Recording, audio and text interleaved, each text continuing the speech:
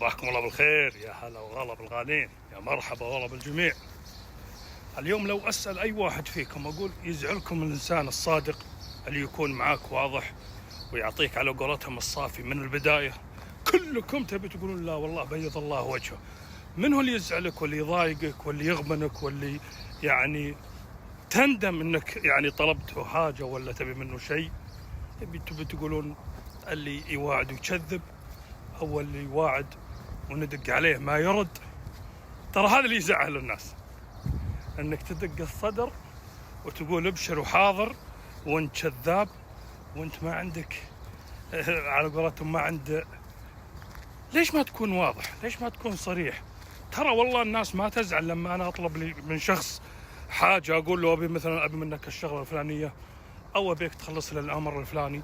ترى واقسم بالله احطك فوق راسي واحبك واغليك لما تقولي والله ما هي عندي، والله اني ما اقدر، والله ما هي باستطاعتي، والله لو عندي ابشر حاضر، والله اقول لك بيض الله وجهك جزاك الله خير. اما انك تكذب وتراوغ وندق عليك ما ترد، هذا اللي يغبن، هذا اللي يحسسني كأنك ناقص وما صدقت اني انا او غيري انه يجي يطلبك عشان تلعب باعصابهم او تقول شوفي شلون والله جاني، شوف شلون تبي تسولف تقول والله هذا جاني امس ولا هذا طلبني ولا هذه. ترى هذه ما تدل على نقص، وهذه نفاق وكذب.